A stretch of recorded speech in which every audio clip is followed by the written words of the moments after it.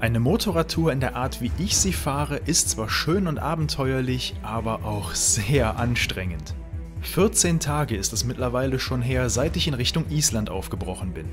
Daher lege ich in dieser Episode eine kurze Pause ein. Aber nicht alleine, denn ich bekomme eine gewisse Dame an die Seite, bei der sich viele von euch schon gefragt haben, wo sie denn eigentlich ist. Tada! Kati ist da! Gemeinsam machen wir heute die isländische Hauptstadt Reykjavik unsicher, bei der sich bewahrheitet, dass die Hauptstädte in der Regel nicht stellvertretend für das ganze Land stehen. Verkehr, Hochhäuser, Fußgängerzonen, das kenne ich so von Island ja gar nicht. Aber wenigstens das isländische Wetter hält uns in dieser Zeit die Treue und erinnert uns stets daran, wo wir hier immer noch sind.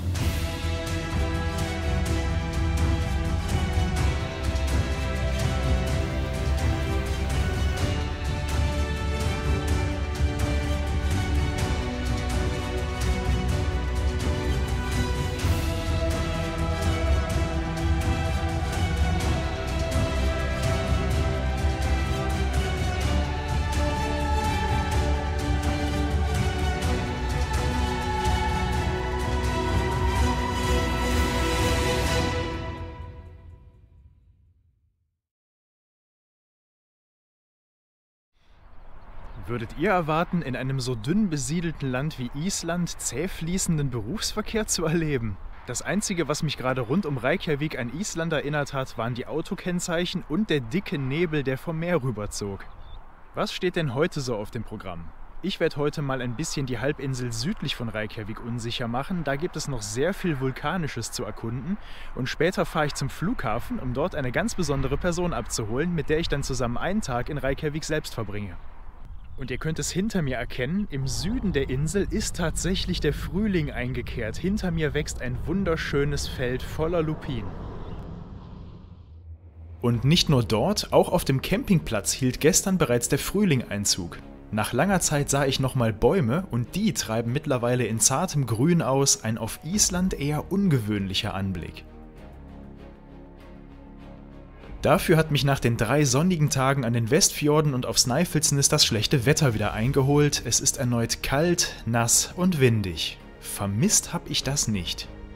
Zum Glück bin ich in einer Gegend unterwegs, in der es eine ganze Reihe aktiver Vulkane gibt, entsprechend suche ich dort die Wärme. Denn ich habe die isländische Hauptstadt Reykjavik bewusst rechts liegen lassen und bin etwas südlich davon auf dem Weg zum Vulkan Gunnover. Der Gunnover ist sprichwörtlich einer der heißesten Orte auf Island, der Boden unter mir ist stellenweise bis zu 300 Grad heiß.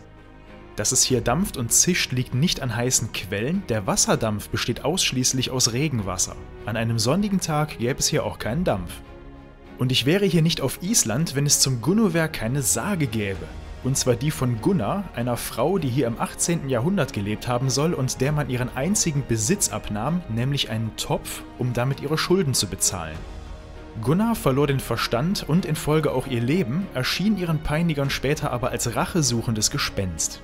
Gunnar konnte schließlich gebannt werden, indem man sie an den Rand des Vulkankraters lockte, in welchen sie stürzte und seitdem nie wieder gesehen wurde. Der Vulkan trägt seitdem aber ihren Namen.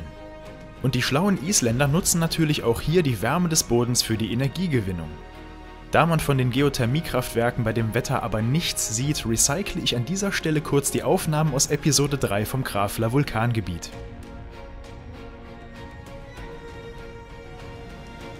Der Vulkanismus der Region geht darauf zurück, dass sich genau unter mir eine sogenannte Riftzone befindet, in der die eurasische Kontinentalplatte auf die nordamerikanische Platte trifft. Und wer mag, der kann hier sprichwörtlich zwischen den beiden Kontinenten hin und her wechseln. Möglich macht das die Brücke zwischen den Kontinenten. Eurasien und Nordamerika driften im Jahr ca. 2 cm voneinander weg, der Atlantische Ozean wird also jedes Jahr ein kleines Stückchen breiter. Übrigens ist die Brücke zwischen den Kontinenten nicht der einzige Ort dieser Art auf Island, aber dazu komme ich in der nächsten Episode nochmal zurück. Ach, es ist schade. Bei schönem Wetter hätte es hier noch so viel mehr zu sehen gegeben, aber sowohl Regen als auch Wind werden immer stärker, sodass ich mich jetzt erstmal auf den Weg zum Flughafen Keflavik mache. Vielleicht bringt ja jemand den Sonnenschein mit.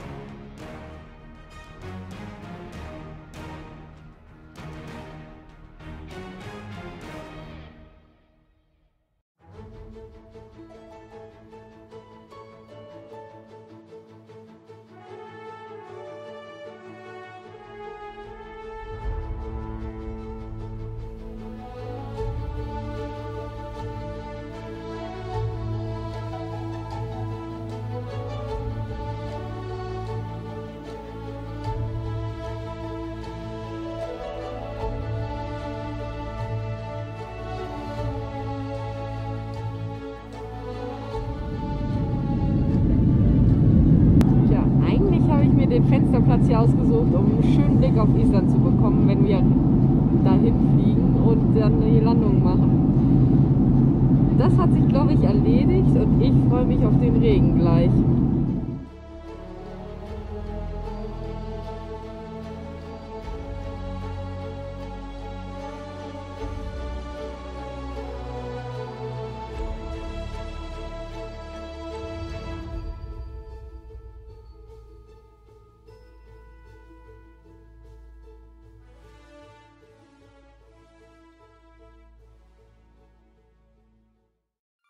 Na, habt ihr mich vermisst?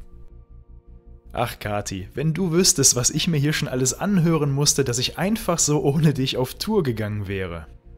Da sich Island leider keinerlei Mühe gegeben hat, Kathi einen würdigen Empfang zu bereiten, muss ich das wohl übernehmen. Deswegen packe ich mir Kathi hinten auf die GS und fahre mit ihr zu einem von Islands berühmtesten und bekanntesten Orten, an dem man wohl ausschließlich Touristen antrifft: die Blaue Lagune. Das leuchtend blaue Wasser des Thermalbades hat wohl jeder schon mal irgendwo gesehen, das seine Farbe genau wie der Vulkansee Viti von einer Kieselalge erhält. Das Wasser ist bis zu 42 Grad warm und stammt aus einer Tiefe von 2 Kilometern, wo das Wasser durch die Magmakammern der umliegenden Vulkane auf 240 Grad erhitzt wird.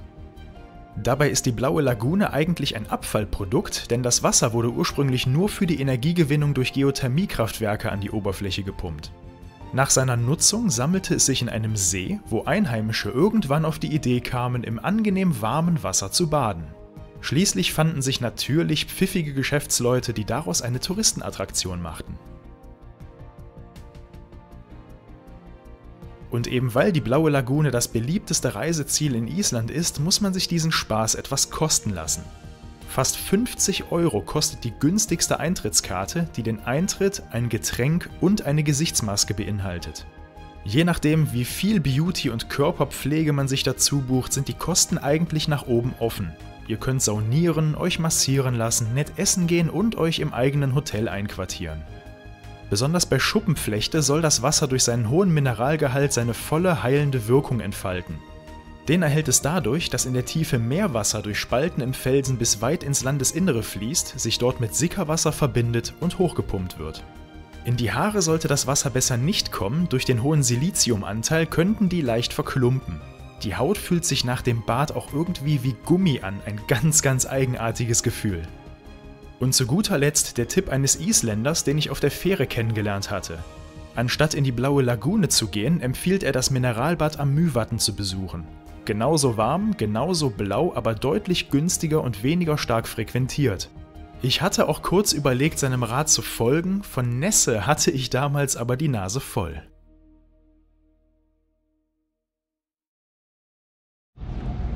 Das ist übrigens das Werkzeug von Chris. Mann, hast du ein großes Ding. Den größten. Und dazu die Kamera. Von Dexter Live Ericsson. Da kann man ticken nach hier. Ja, ja, Grüße aus Reykjavik. Übrigens die größte Hauptstadt der Welt. Die größte Hauptstadt der Welt? Übrigens die nördlichste Hauptstadt der Welt. Ah.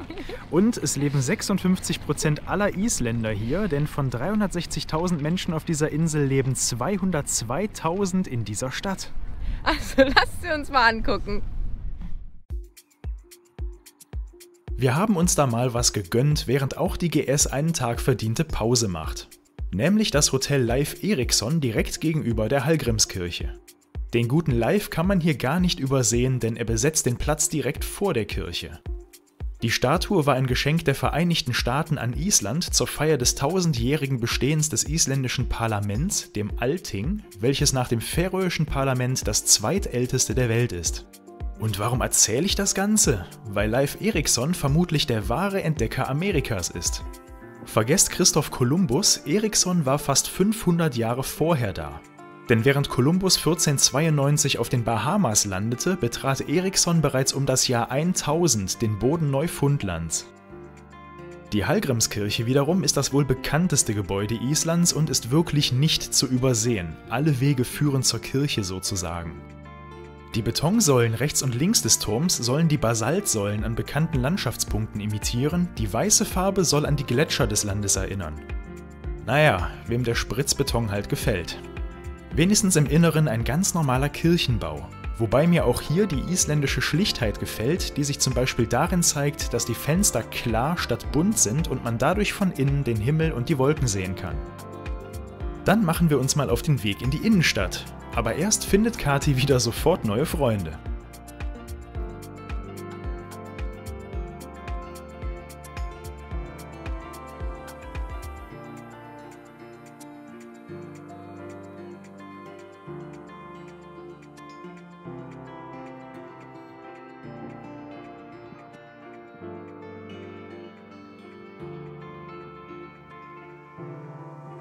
Ich hatte es ja bereits angeteasert, wir verbringen nur einen kurzen Tag in der Hauptstadt. Entsprechend gebe ich jetzt auch Gas beim Durchlauf, damit wir endlich wieder auf die Straße und in Richtung Golden Circle kommen. Das Klima hier in Reykjavik ist dabei ähnlich zu dem auf den Färöern. Im Winter wird es hier nicht so kalt wie in Skandinavien, im Sommer dafür auch nicht so warm. Die wärmste jemals hier gemessene Temperatur waren 25,7 Grad im Sommer von 2008. Es regnet dafür auch viel, im Schnitt alle 2 Tage. Und weil es heute ebenfalls ein verhangener und teils regnerischer Tag ist, sind die Straßen nicht so voll wie sonst an schönen Tagen. Denn Reykjavik ist für ein durchaus lebendiges Innenstadtleben bekannt, mit viel Musik, bunten Straßen und vollen Bars. Und auch die Kunst wird hier groß geschrieben, zumindest findet man an jeder Ecke irgendein kunstvolles Detail am Wegesrand. Beispielsweise ein winziges Museum für Punkmusik,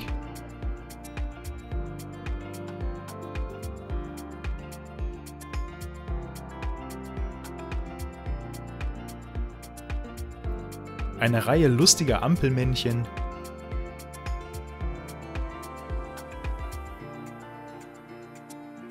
Bäckereien, die keine festen Öffnungszeiten haben, Eisbären zum Knuddeln gibt es auch und natürlich das für eine Hauptstadt obligatorische Hardrock-Café.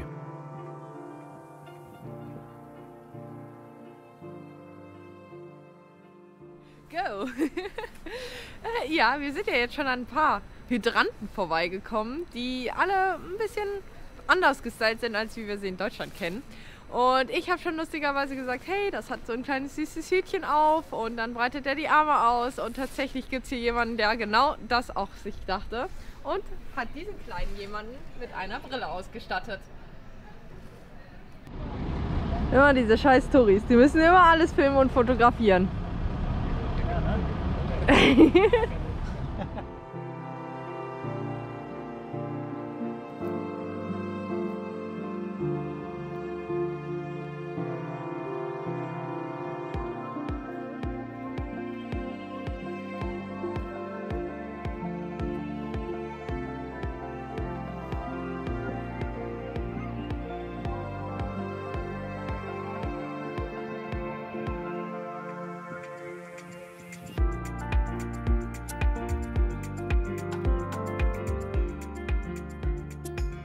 Am Hafen mit dem Konzerthaus Hapa endet unser kleiner Rundgang durch die isländische Hauptstadt.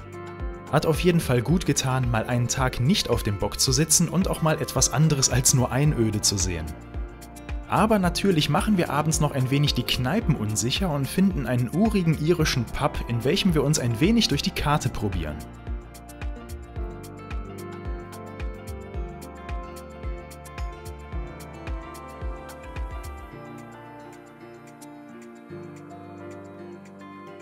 Ein Getränk fehlt aber auf der Karte und ihr könnt euch sicher denken, welches das ist. Richtig, der Whisky-Honig-Likör von Kassler.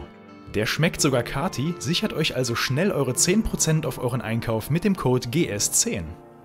Ist ja auch bald Weihnachten, ich sag's ja nur.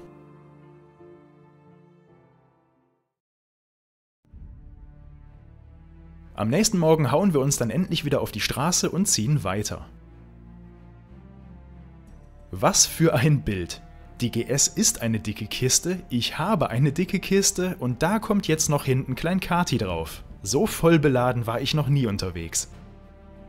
Und wo könnte man von Reykjavik anders hinfahren als an den Golden Circle? Denn der beginnt nur knappe 30 Kilometer von der Hauptstadt entfernt. Dort besuchen wir in der nächsten Episode den isländischen Premierminister an seinem Sommersitz, beobachten ein paar Meter weiter die Froschmänner der Silfra-Spalte und finden einen LKW, dessen Fahrer so absolut gar nichts zu kompensieren hat. Weil das Wetter aus irgendeinem Grund wieder einen dicken Hals auf mich hat, müssen wir die Sehenswürdigkeiten der Natur, allen voran der Strokkur und der Gullfoss, leider im Regen erleben. Aber es wird die letzte Episode sein, in der ich mich über das Wetter beschwere. Versprochen.